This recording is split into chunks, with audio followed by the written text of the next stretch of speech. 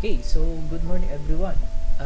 Of course, my name is CJ Lumibo, and today we are going to discuss the bubble sort algorithm. And as you have learned from our previous lessons, nabanggit ko po na meron tayong ilalagay or integrate na bubble sort algorithm sa programming natin. So this code is the one I used on our GC. So ito po yan. Wala pang ano yan. Wala pa siyang bubble sort algorithm. Wala pa po siyang bubble sort. As you can see, meron lang tayong add, display, edit, search, navigate. And then we have the quit as well. Okay? So ang gagawin po natin is we are going to integrate sort or bubble sort algorithm. So bakit ito importante? Kasi may mga records po tayong hindi nagkakaayos. Like, for example, yung meron kang system na yung hindi sila alphabetically arranged. So, dapat yung program mo is merong feature na pwede siyang arrange ng names based on a certain criteria such as yung A to Z, Z to A, ganun. But this time we are just going to use the standard one is the alphabetically arranged or A to Z. Okay, so let's do that. Of course, the first step is that I'm going to do is we could always start here, but this is much more convenient if I start it here. So printf, I'm just going to use the O key for our sort record. Okay, and then I'm just going to add this key sa ating main switch, the core switch of our program, case O, and then sort rec. So ganyan na po yung pangalan niya. And then para hindi tayo magkamali, copy natin to and then i-paste natin dito sa taas, void sort rec. And then the next step is copy ko yan along with the void and then punta ako sa pinakababa. So this is enough, void sort rec, and then let's put a bracket. And then I'm going to put a system CLS here. Pero hindi po muna ako maglalagay ng down, press any key to continue and get CH. Okay? Kasi I'm going to do a twist later. Okay? We are going to use the display record na nasa taas ng hindi ito guys yung isa. We are going to use that or we can also use this one. Actually, we can also use this one. Pero yung hanggang ito kasi isang record lang. Yung isa na lang yung main function natin, which is yung si display si display record. Ito. We are going to use this one later. Okay? Mangyari diyan, tatawagin ni sort record yung function na yun after niya mag-sort. Okay, so let's head on with the coding for this function. So sort rec, let me zoom in my reference here. So sort rec, so sa baba ng system CLS, I'm going to add mamaya mo na yan. I'm going to add a temporary struct variable that acts as a temporary slot. Okay, so struct rec, and then itong si rec na to, ito yung pangalan ng structure natin, temp. Yan. So ito is another structure based on our structure na rec, na ito ay isang temporary structure. Okay, so int swap here, flag variable. Okay, so meron tayong flag variable na ang default value is 1 and then int I. So yan, meron na tayong foreshadowing, gagamit po tayo ng loop. So while swap is equals to 1. So si swap natin habang 1 yung value niya, papatay muna natin siya temporarily. So temporarily turn off flag variable. So dito for I is equals to 0, I is lesser than number of rec minus 1, which is yung num of rec na yan is yung nandito, just the simple number of your records. You can also specify the amount, like ilang bang records natin, 5 o di minus 1. Pero ayun nga,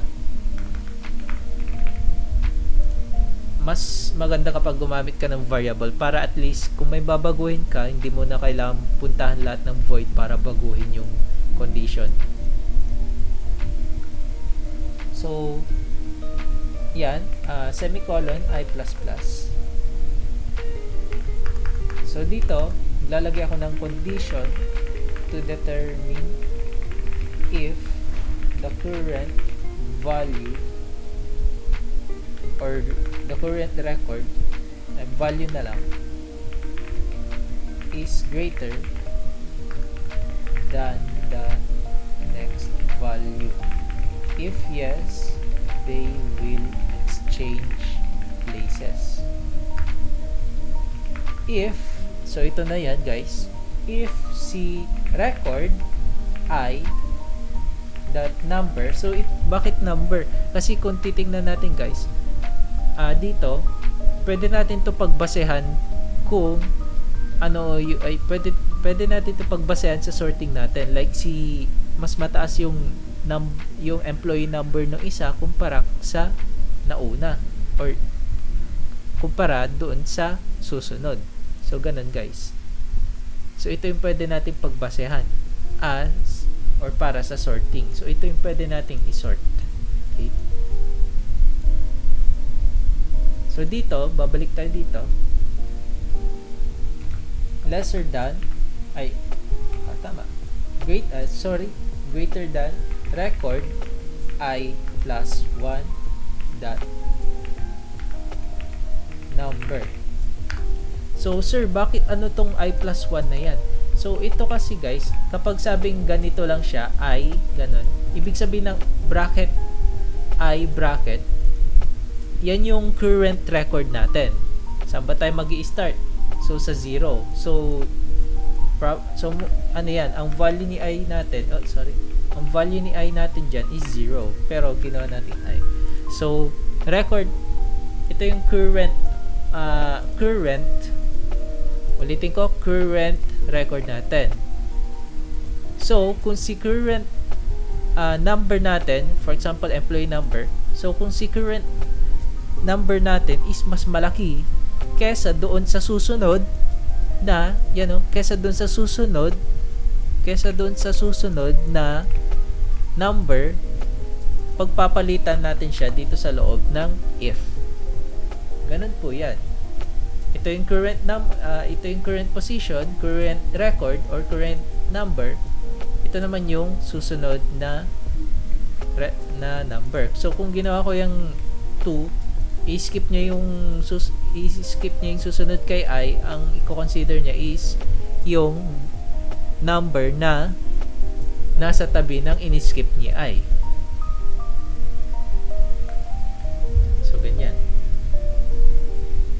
So dito lalagay ako ng temp is equals to record I. So place the current record on a temporary struct. Yan. And then record I plus 1. So magpapalitan sila dito guys. So place the next record to the current record. Sa baba dito, record I plus 1 is equals to temp. So ang ginagawa natin, nagpapalit-palitan lang tayo ng values guys. place the value of temp to the next record. And then, lalagay tayo ng swap. Signifies that a swap has been done. Okay, so okay na po yan. Magpapalit-palitan na po sila dyan. So sa baba nito, printf records are arranged. Press any key to continue. So maglalagay ako ng ch is equals to 2 upper get ch. Okay. So yan, ito yung ginagawa ko kanina, car ch. Parang stopper lang to guys. Ito si car ch natin. Para mabasa natin si records are arranged. Ganyan, press any key to continue. Tapos sa baba nito, lalagay ako ng display. Dito ko natatawagin si si display record function natin. Okay.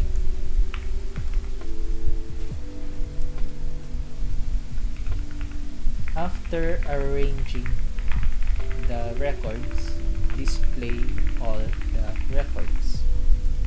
Yan. Okay. Wait lang.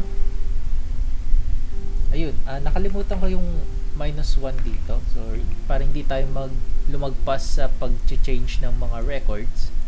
So, yan. Okay na po yan. So, let's try and run the program. So, gumana. So, good sign po yan. Okay. So, as you can see here, we have our sort record here na.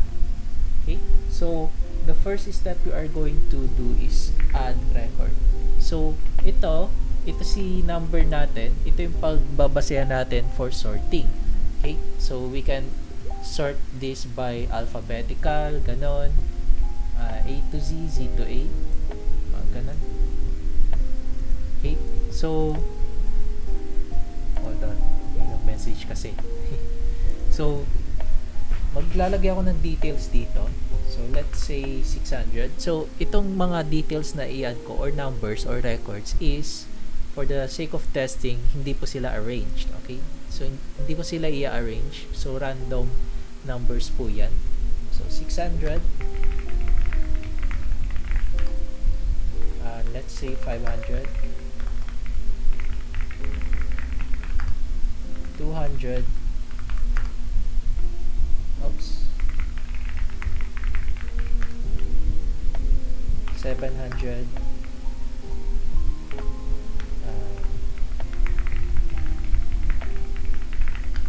100. Okay, so done.